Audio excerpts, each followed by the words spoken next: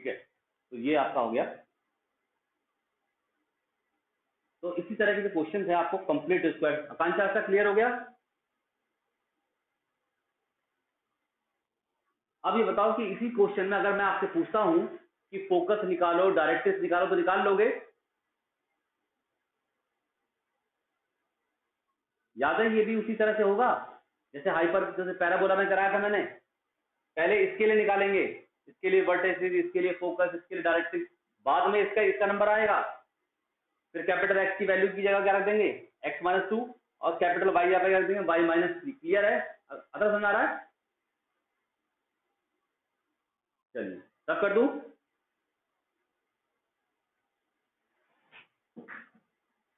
चलिए अब हम लोग बेटा कोऑर्डिनेट, अब हम लोग नेक्स्ट टॉपिक पढ़ेंगे स्ट्रेट लाइन।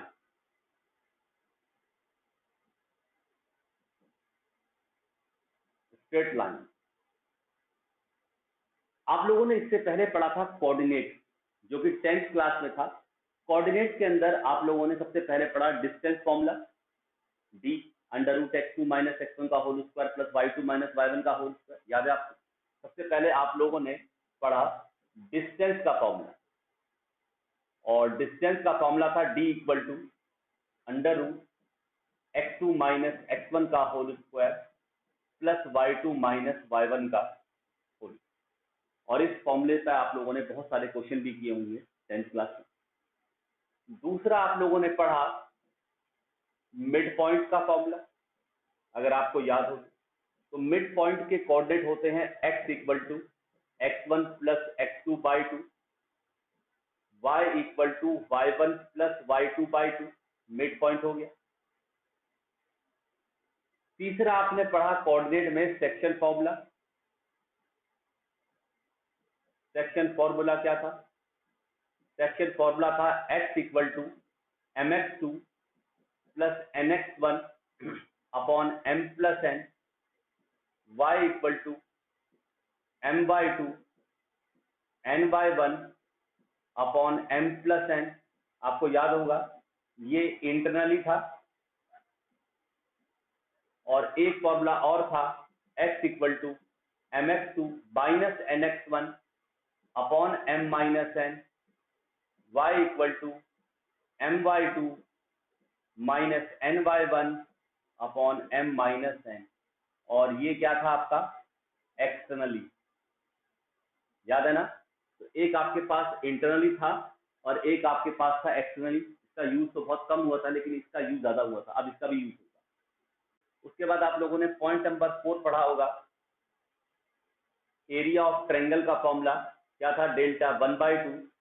पहले x1 था, फिर x2 था, फिर x3 था, इस तरीके से। याद है ना?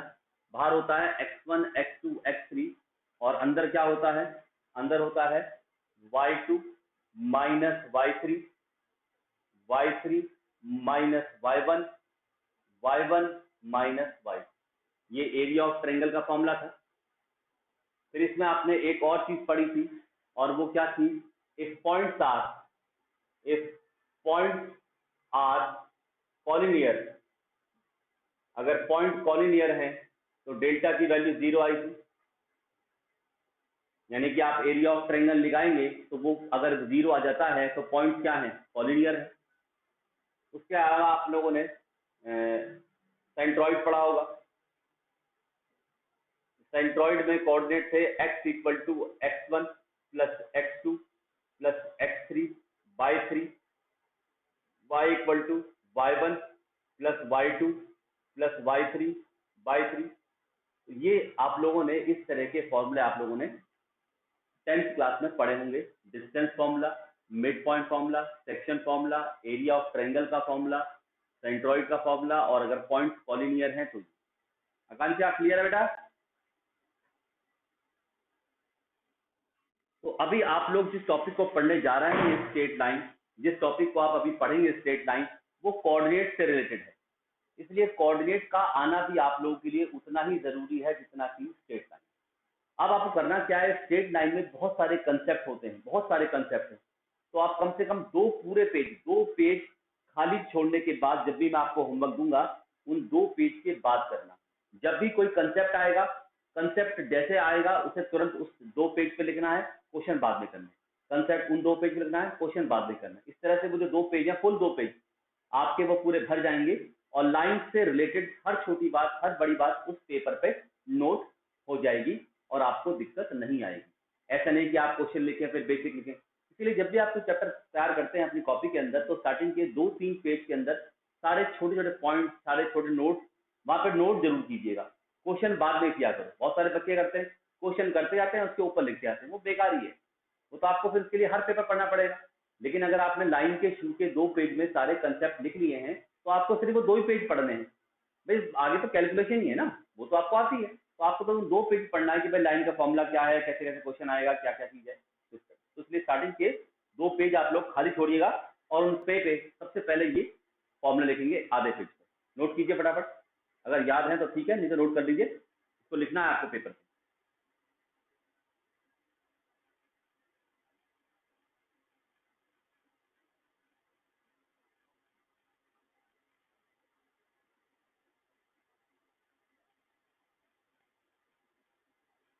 नोट हो गया? चलिए अब हम बातें करते हैं बेटा। अब हमारे पास आता है स्ट्रेट लाइन। बहुत ही इंपॉर्टेंट टॉपिक है, बहुत ही जबरदस्त। और मैं ये नहीं बता सकता कि ये कहाँ कहाँ आएगा, कहीं भी आ जाएगा। लाइन है, आपको याद होगा मैंने बताया था लाइन कहाँ से आती है। जब यूक्लिड ने दोनों अपनी फिगर को, ट्रायंगल वाली फिगर, कॉनिक वाली फिगर को बीच में से काटा था, तो वहां पर लाइन आई थी। तो आज हम लोग बात करेंगे लाइन के बारे में। लाइन में क्या क्या चीज होती है, कैसे कैसे क्वेश्चन चलते हैं। ठीक है, चलिए सबसे पहले देखिए आप, सबसे पहले आपके पास आएगा equation of line. Equation of line, तो जब भी कभी आपको इक्वेशन ऑफ लाइन दी जाएगी या आप इक्वेशन ऑफ लाइन निकालेंगे, तो उसकी फॉर्म ये होगी, A X plus B Y plus C equal to 0। ये है लाइन की फॉर्म। जैसे आप लोगों ने 10th क्लास में पढ़ा होगा, क्वाड्रेटिक इक्वेशन की फॉर्म होती है A X square plus B X plus C. तो आप देख के पहचान लेते हैं कि भाई ये तो क्वाड्रेटिक इक्वेशन है या कोई लीनियर इक्वेशन होती है। तो इसी तरह से आपके पास जब भी कभी इक्वेशन ऑफ लाइन आपको दी जाएगी, तो वो इसी फॉर्म में होगी। जैसे मान लीजिए आपके पास कोई क्वेश्चन आया, तो इस तरह से आएगा, इक्वेशन ऑफ लाइन इस तरीके से आएगा, 3x minus 4y minus 7 equal to 0। तो ये क्या है आपके पास, इक्वेशन ऑफ लाइन। आकांक्षा दिख रहा है बेटा? तो यहाँ पर a की वैल्यू 3 है, b की वैल्यू क्या है,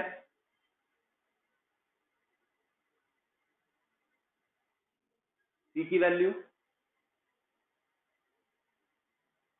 -7। अगर मान लो कोई बच्चा गलती से ऐसे लिख देता है, मान लो किसी बच्चे ने इसको लिख दिया, इक्वेशन ऑफ लाइन लिख दिया 3x minus 4y equal to 7, तो ये गलत हो जाएगा। क्यों? क्योंकि ये लीनियर इक्वेशन ऑफ 2 वेरिएबल है ना सर? हाँ, तो ध्यान रखना। इसलिए आपको एग्जामिनर, अगर आपको गलती से एग्जामिनर ये फॉर्म दे देता है तो कोई दिक्कत नहीं, वो तो उसकी अपनी मर्जी। लेकिन आप जब भी कभी लीनियर इक्वेशन लिखेंगे, सॉरी इक्वेशन ऑफ लाइन लिखेंगे, तो हमेशा आपकी फॉर्म में इक्वल टू, अगर ऐसे भी दिया है तो पहले आप 7 को इधर लाइए, इक्वल टू में 0 लिखिए। फाइनल आंसर में आपको A X plus B Y plus C equal to 0 वाली फॉर्म में ही आंसर छोड़ना है। गलती से भी अगर आपने छोड़ दिया तो मार्क्स टीचर काट सकता है। वो कह सकता है कि भाई ये तो लीनियर इक्वेशन ऑफ 2 वेरिएबल की फॉर्म है, लाइन की फॉर्म नहीं है। तो ध्यान रखिएगा, तो लाइन की फॉर्म होती है A X plus B Y plus C equal to 0। जब भी आपको इक्वेशन ऑफ लाइन दी जाएगी तो इसी फॉर्म में आपके पास आएगी। पॉइंट नंबर 2, सबसे मेन पार्ट होता है लाइन का स्लोप। आज हम सिर्फ स्लोप के बारे में बात करेंगे। आज सिर्फ स्लोप के बारे में बात होगी। क्वेश्चन भी स्लोप वाले दूंगा, बाकी फिर कल बताऊंगा, क्योंकि इसमें अलग अलग टॉपिक पर अलग अलग क्वेश्चन। ये स्लोप क्या होता है? अरे सुस्ती है भाई, चलो सुस्ती को ले लेते हैं।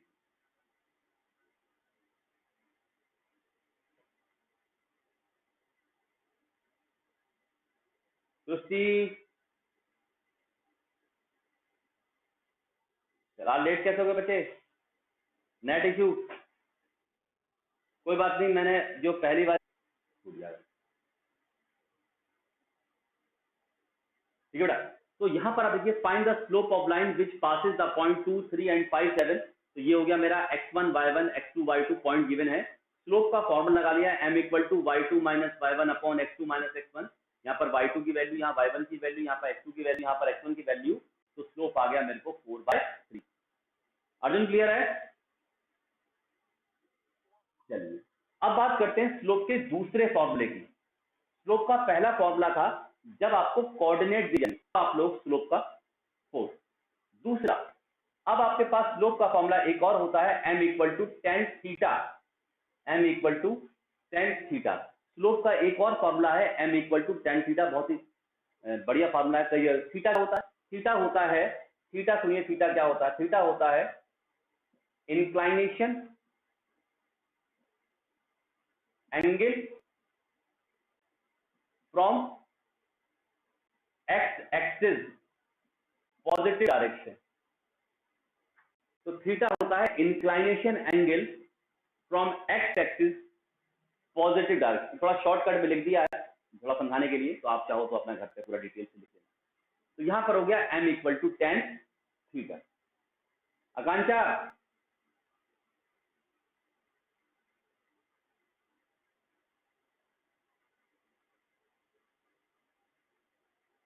आकांक्षा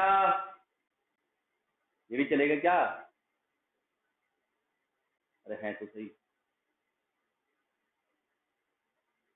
आकांक्षा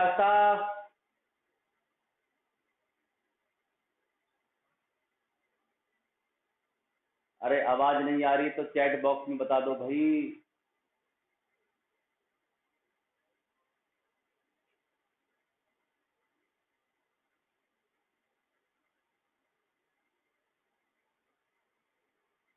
आवाज क्लियर नहीं आ रही? आवाज क्यों नहीं क्लियर?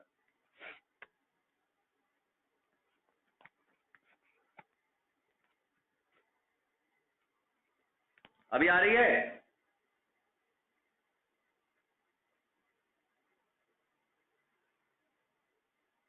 हेलो अच्छा तुम्हारी आवाज? चलो अभी इनको नहीं आ रही तो कोई बात नहीं, समझेंगे क्या करा जाए, सबकी नेट की प्रॉब्लम। अब देखिए यहां पर क्वेश्चन कैसा आएगा। यहां पर क्वेश्चन आपके पास आएगा find the slope of line which inclined it 30 degree angle from x axis और साथ में पॉजिटिव डायरेक्शन। तो सर स्लोप क्या आएगा फिर अगर एंगल 30 है तो 1/√3। तो स्लोप क्या आ गया 1/√3। हमने फॉर्मूला यूज करा m equal to ten theta और टेन थीटा की वैल्यू होगी √3। तो दूसरा फॉर्मूला हो गया आपके पास स्लोप का m equal to ten theta. तो इस तरह वाले फॉर्मूले का यूज किया जाएगा m इक्वल टू थीटा का, थीटा आपको मिलेगा। स्लोप लाइन की सबसे इंपॉर्टेंट पार्ट है। लाइन के बारे में सबसे पहले स्लोप ही बताता है कि लाइन कैसे है, लाइन पैरेलल है कैसे है क्या। तो ये आपके पास है लाइन का second formula m equal to ten theta और थीटा आपके पास है इंक्लाइनेशन एंगल है। बस ध्यान रखना जो इंक्लाइनेशन एंगल है वो फ्रॉम एक्स एक्सिस की पॉजिटिव डायरेक्शन से ही लिया जाएगा। इस तरीके से अगर मैं फिगर की बात करूं तो इस तरह से ये लाइन जा रही है, ये वाला एंगल, ये एंगल थीटा होता है inclination angle from x axis. बहुत सारे बच्चे ये सोचते हैं कि ये एक्स एक्सिस नहीं, यहाँ से पॉजिटिव डायरेक्शन से, यहाँ से आप लेंगे, आप इस तरह चाहो तो मैं एरो लगा सकता हूँ, तो ये इंक्लिनेशन लेंगे यहाँ से लेंगे, इधर से नहीं लेंगे, ठीक है। और स्लोप का थर्ड फॉर्मूला है m equal to minus A upon B. Slope का फॉर्मूला है m equal to minus A upon B.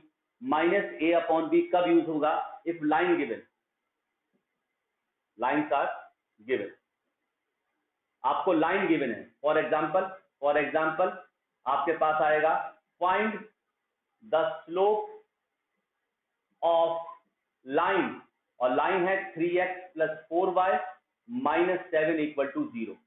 Arjun slope क्या होगा? m equal to minus A upon B. तो स्लोप की वैल्यू क्या होगी?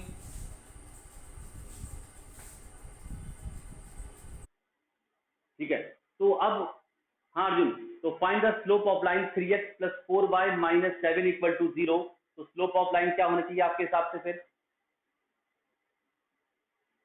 m इक्वल टू -3/4, क्योंकि स्लोप का फॉर्मूला होता है -a/b, और आप जानते हैं a क्या होता है और b क्या होता है। अगर ये b माइनस में होता तो हम माइनस में लेते, माइनस से माइनस कट जाता।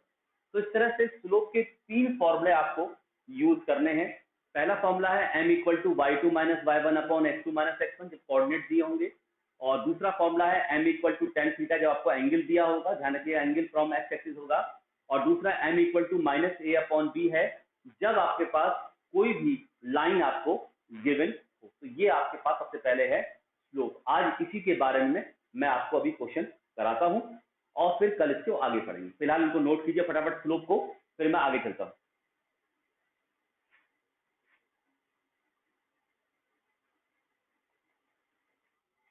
चलिए अब आप देखिए, हाँ अब देखते हैं स्लोप में क्वेश्चन कैसे आएंगे। ठीक है,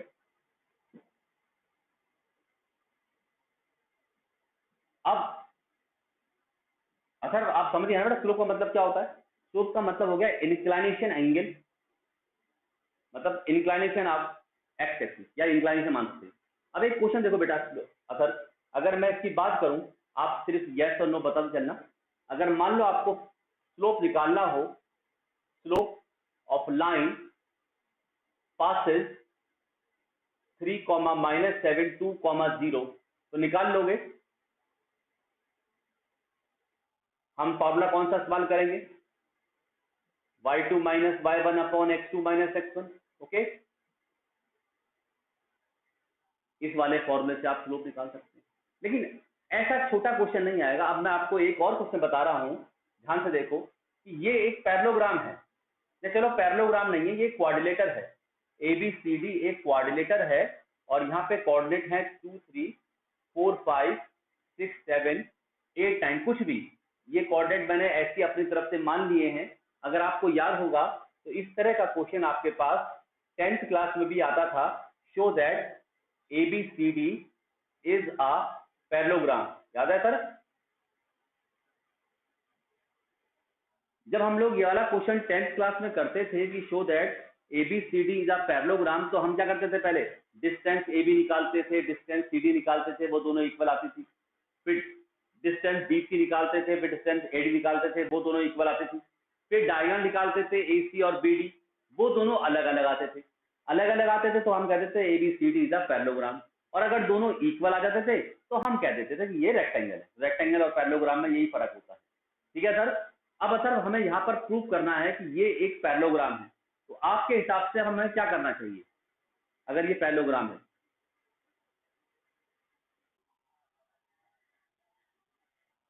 किसका? ए बी, किसका किसका बेटा? ए डी और CD। बेटा AD और CD कहाँ हो गए? AB और CD नहीं बेटा, वो तो ऑलरेडी पैरेलल है। AD and BC। अच्छा आप ऐसे कह रहे हैं ये दोनों पहले, हाँ वो भी होता है। तो slope of AD is equal to slope of BC। कर लेंगे सॉल्व, हो जाएगा। तो क्या करेंगे आप? सबसे पहले हम निकालेंगे स्लोप ऑफ AD, फिर क्या निकालेंगे? Slope of BC। इसे मान लेंगे आप M1, इसे मान लेंगे M2। M1 M2 के इक्वल आ जाएगा, तो हम कह देंगे ABCD इज अ पैरेललोग्राम। ठीक है सर? अब इसी क्वेश्चन को दोबारा मैं आपको एक और चीज दिखाता हूं सर, ध्यान से देखो जरा। अब जरा मैं आपको एक और क्वेश्चन दिखा रहा हूं। इस क्वेश्चन को मैं 2 मिनट के लिए रब कर रहा हूं, फिर दोबारा इसी क्वेश्चन पे आऊंगा। जरा इससे पहले क्वेश्चन पढ़ो जरा। इससे पहला क्वेश्चन था मेरे पास, slope of line passes the 3, -7, 2, 0। जरा स्लोप निकालेंगे। y2 यानी कि 0 माइनस y1/x2 माइनस x1। तो m की वैल्यू क्या आ गई है सर?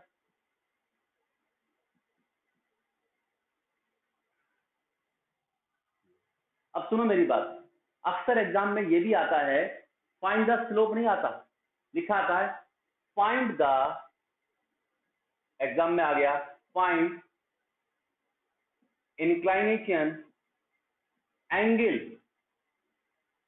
line passes 3, -7, 2, 0। तो अब आपको इंक्लाइनेशन एंगल निकालना है, तो ये मतलब बताओ कि m की वैल्यू कितनी आई।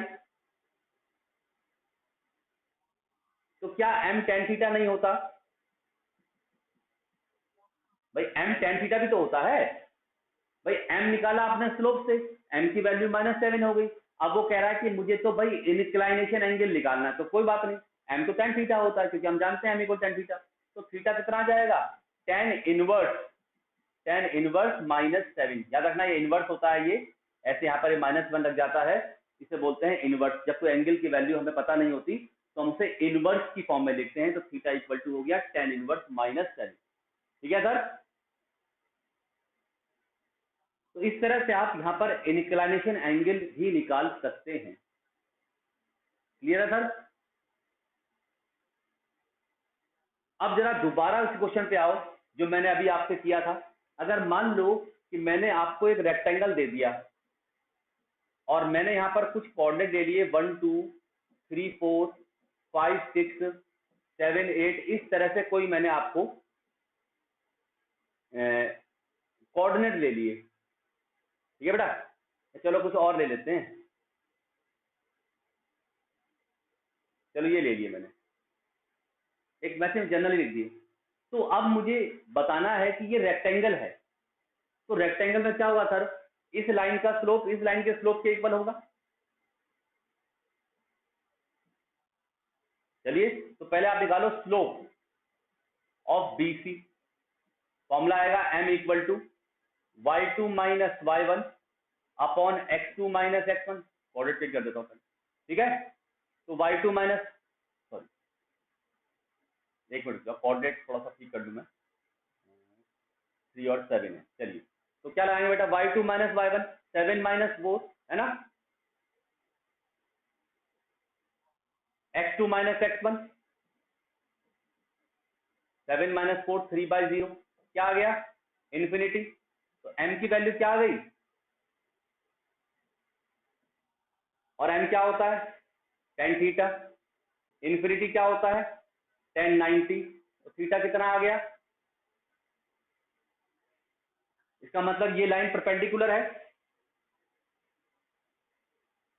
ऐसे ऐसे स्लोप AD निकालोगे वो भी परपेंडिकुलर आ जाएगा।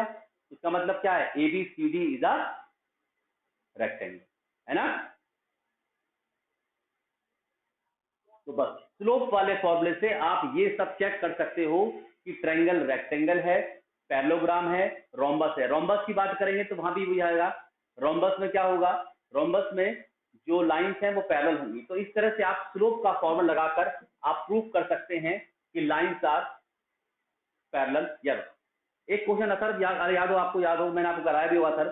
एक क्वेश्चन अथर आपके पास ऐसे होता था कि 3 5 2 7 0 -1 आर कॉलिनियर, याद है आपको। तो हम लोग क्या करते थे, हम लोग ये वाला फॉर्मूला लगाते थे, एरिया ऑफ ट्रायंगल वाला, याद है ना, 1/2 फिर x1 फिर y2 माइनस y3। मैंने कराया भी आपको ये question, x2 y3 minus y1 फिर x3 y1 minus y2। Simplify करते हैं तो 0 आ जाता है, सब याद है। तो हम लोगों ने 10th क्लास में ये वाला क्वेश्चन किया है, 11th क्लास में भी ये आ गया कि show that the points are collinear. अब मेरे पास 3 पॉइंट है, मुझे इन्हें कॉलिनियर प्रूव करना है।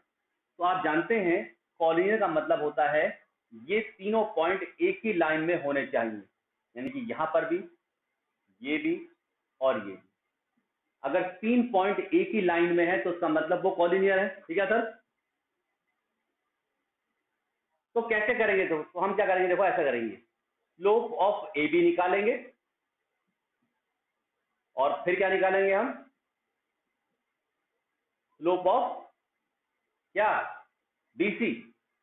स्लोप ऑफ AB निकालेंगे, स्लोप ऑफ BC निकालेंगे, दोनों की स्लोप इक्वल आ जाएंगे। तो इसका मतलब क्या, ये तीनों एक ही लाइन में है, B कॉमन है ना। एक तो AB, देखो सुनो मेरी बात अथर, AB और BC पैरेलल हो गए, क्यों, क्योंकि स्लोप इक्वल हो गया। अथर क्लियर है। ए बी और बी सी पैरेलल हैं। सर सुन रहे हो? अब जरा एक कॉमन सेंस बताओ मुझे, आप कहने लगे कि सर आपने ए बी का स्लोप निकाला और बी सी का स्लोप निकाला, दोनों इक्वल आ गए, तो वो तो पैरेलल हो गए ना। पैरेलल तो ऐसे भी होते हैं ना सर, लेकिन दोनों का बी कॉमन है भाई, तो बी सी इसके आगे आएगा। तो आप, मेरा जवाब ये होगा कि भाई स्लोप इक्वल है तो A B is parallel to B C, but B is common point. तो इसका मतलब क्या होगा, ए बी सी एक ही लाइन में ही होंगे, यानी कि given points are collinear. Clear है? तो ये आपको स्लोप वाले फॉर्मूले का मैंने यूज बता दिया, किस तरह से आपको ये स्लोप के क्वेश्चन करने हैं। तो अभी मैं आपको बिल्कुल क्लास ऑफ होते ही असाइनमेंट भेजता हूँ स्लोप का, ये करना है आपको और फिर मुझे बताना है। फिर कल मैं आपके आगे बताऊंगा आगे लाइन की अगली प्रॉपर्टी क्या है, उस पर क्वेश्चन क्या है। 3-4 दिन लग जाएंगे लाइन के अंदर, अलग अलग स्लोप के अंदर जितने भी क्वेश्चन हो सकते हैं वो मैं कराऊंगा, जितना मैंने पढ़ा है आपको आज, फिर बाकी मैं कल। ठीक है बेटा? अब बाकी लोगों को वीडियो भेजता हूँ, इन लोगों को रिकॉर्डिंग हो गई है।